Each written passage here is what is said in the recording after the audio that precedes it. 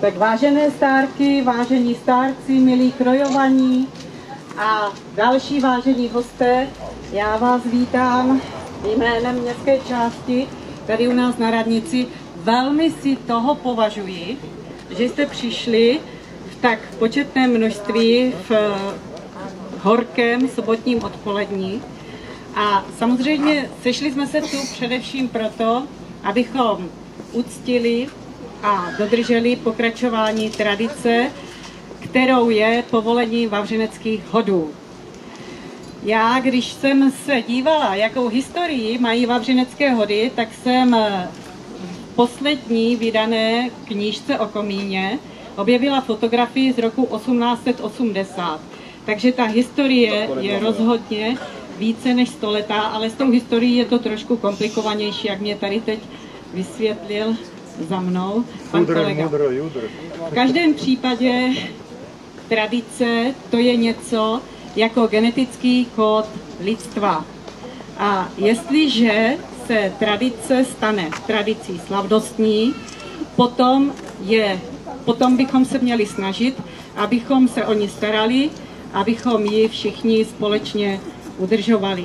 Protože je to něco, co nám bylo odkázáno našimi předky, dá se říci, že je to naše povinnost.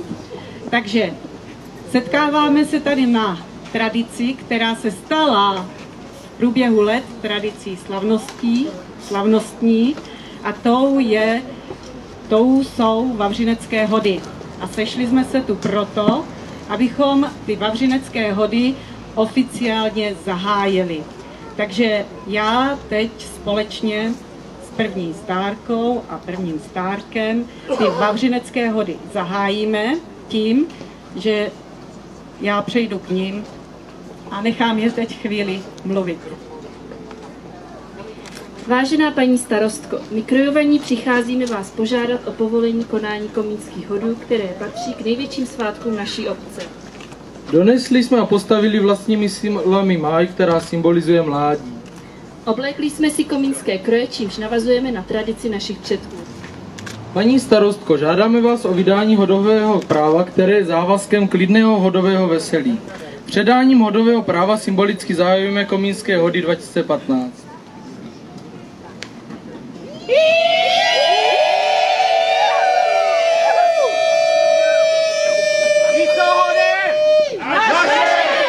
Kdo to platí?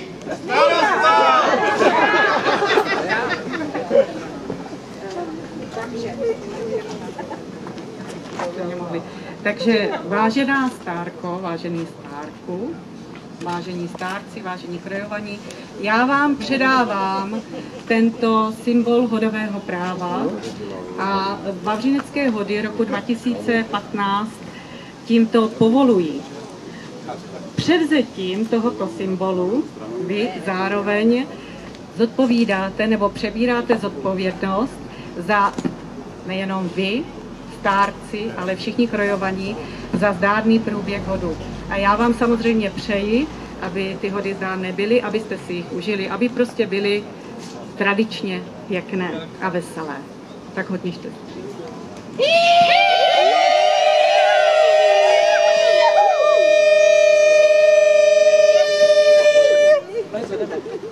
Já teď všechny vyzvu k tomu, bude se tady rozhodnout občerstvení, voda, takže určitě nepohodněte. A už nám nastávají to, co minelo.